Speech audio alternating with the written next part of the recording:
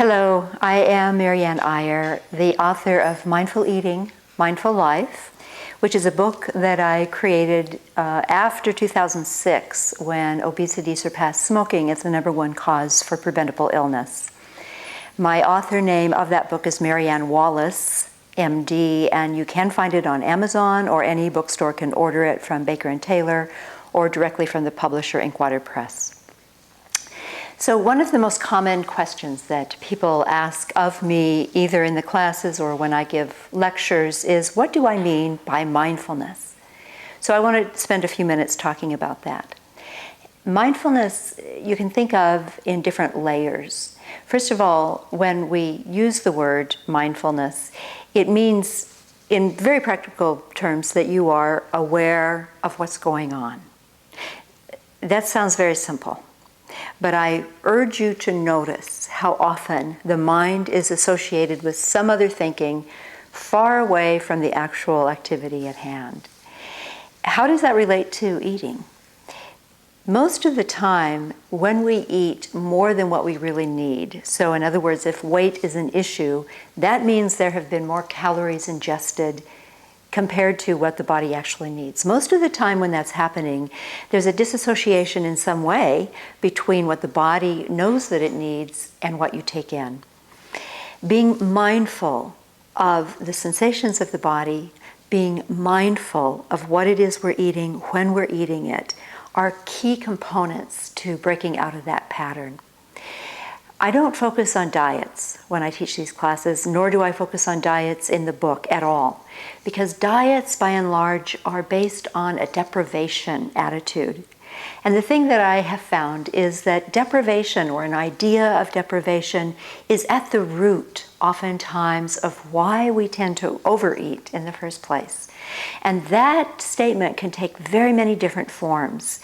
Most of the time it has to do with feeling empty in some profound emotional way.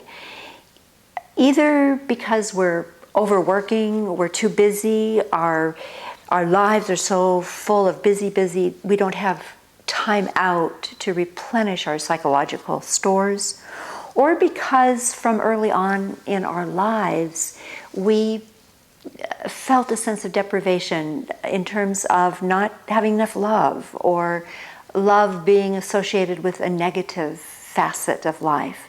Most of us have some kind of imprinting where we don't feel like we're perfectly okay, just the way we are. And what that creates inside of the body is a sense of a little bit of emptiness. So mindfulness, when we start to unravel that formula, that question about what is it that goes into why I eat, becoming mindful of the sensations of the body, what emotional states are going on, how we're spending our time, what time of day is the eating without control the worst, and what is that time of day associated with? Is that when we've just come home from work and we're exhausted and empty? Feeling empty on all sort of cylinders? Or is it when we've had an encounter with someone that was uncomfortable and it left the pit of our stomach feeling sort of agitated? You see, all of these sensations that we have that are emotionally based mimic the sensation of hunger. And we learned very early on, as an infant, to be specific, that the way we get our needs met is associated with eating. And so that association of food and filling up that empty space in the stomach with meeting many, many other needs is directly linked.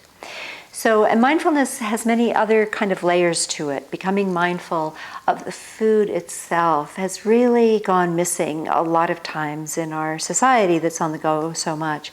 If you multitask, you cannot be completely mindful of the food that you're eating, and that reduces the pleasure, and that reduces the satiation, and that leads to wanting more than you need. So you get an idea. This is just sort of a very brief overview of mindfulness, how that helps us dig deeper into the roots, and it also helps us create a greater sense of gratitude for the food that we take in.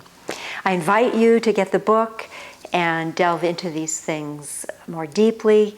It's sort of like being in one of my classes when you read this book. I wish you well. Bon appetit.